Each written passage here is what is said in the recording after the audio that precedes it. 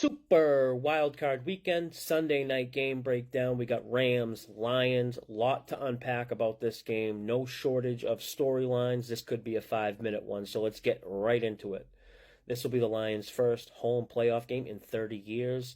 The Rams quarterback, Matthew Stafford, heading back home to play his former team.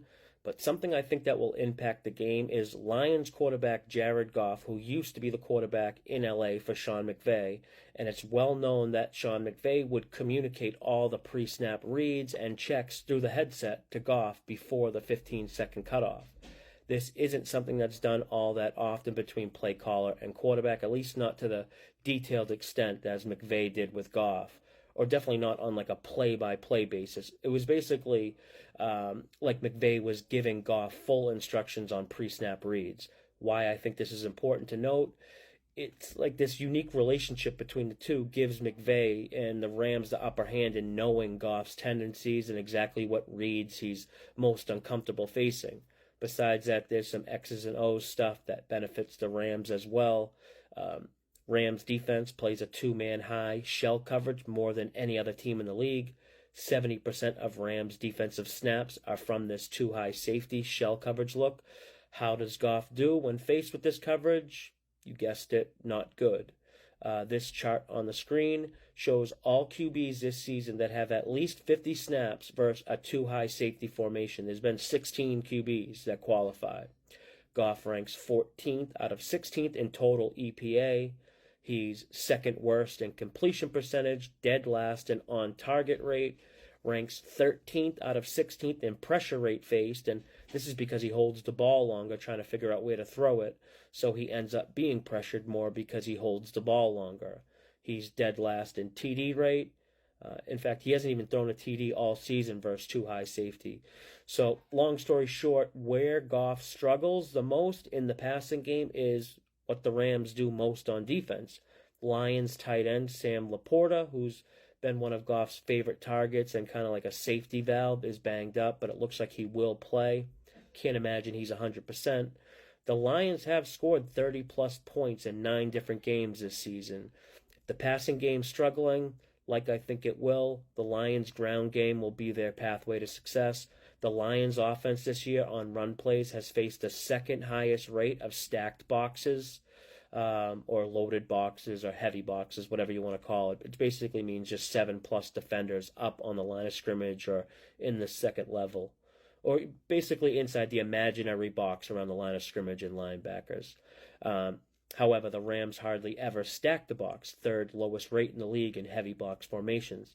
The Lions have a top 10 run offense, even with facing many stacked boxes, so it makes sense they should have success against lighter boxes that the Rams run. I'm thinking Lions running back props going over are a good look, especially if Lions do go run heavy. Just have to figure out which running back, Montgomery or Gibbs, maybe both. Now, on the other side of the ball is where I think the Lions are in trouble. The Lions' defense is just so overrated, in my opinion. Even at 18th overall, which is where I have them ranked, I think they could actually be much worse than that. The final 3 weeks of the season, the Lions' defense allowed an average of 21 points per game, which on the surface isn't bad, but they allowed 6.5 yards per play, which is awful, and they got bailed out a ton by opposing offense making mistakes in the red zone. 4 different INTs in the red zone. CeeDee Lamb fumbling at the Detroit 1. Those are a lot of points missed that would make that Lions 21 points per game allowed balloon up and look a lot worse. Now, in this game, depending on who you like in this game, if it's Rams or Lions, either one is heavily correlated to the total, and I'll explain what I mean. Rams head coach Sean McVay has drastically different play calling tendencies depending on the game state. I've talked about this in regular season game previews.